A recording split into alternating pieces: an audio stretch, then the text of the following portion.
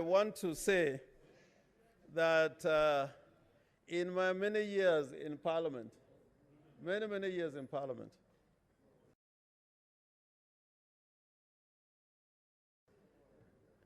I would encourage, from my own experience, that each senator has got his own self-worth. And when you sit or come before the Senate as a parliamentarian, you have your own self-worth. And me, I can never be intimidated in my political life. Can never be intimidated. Because I've seen many people come and go. I've seen many powerful people come and go. I've seen presidents come here and go. I have seen people who, on their word, you would leave this house and you'll be locked in the same day. They have come and gone.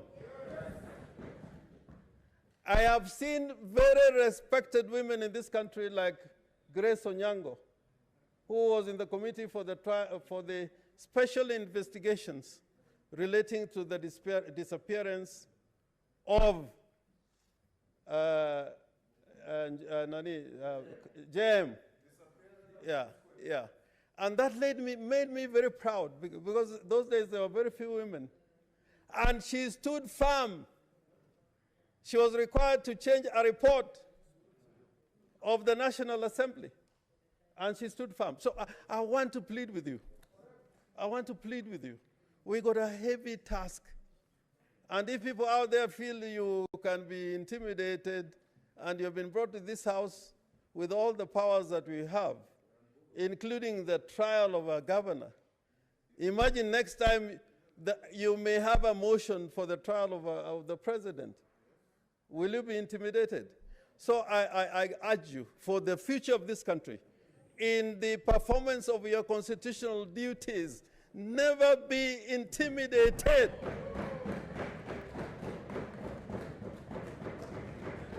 And if my day comes, I'll accept it. If my day comes, I'll accept it. But my conscience, the way I've been brought up, my conscience, I will never sell it. I will never. Because I know men and women, like the late Serenoy, one of the most brilliant lawyers. He could have lived longer as a parliamentarian.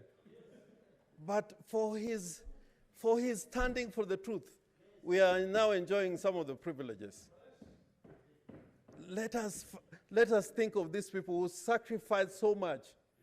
And in Parliament, people like quoting Martin Luther King, said so much. There's another famous French philosopher whom we like, that you may have the right of word to I may disagree with you, by Voltaire, but I'll defend you to death for your right to say it.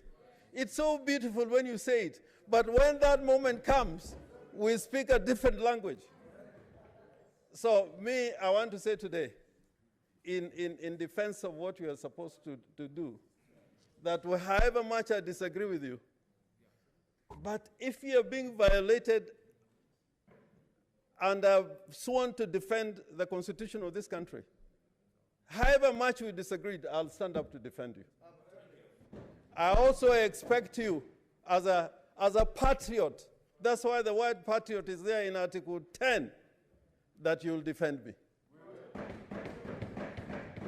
So let us not behave as a nation of beasts, or we live in the animal world. Let us be men of honor and distinction. Men and women of distinction. I thank you, Mr. Speaker.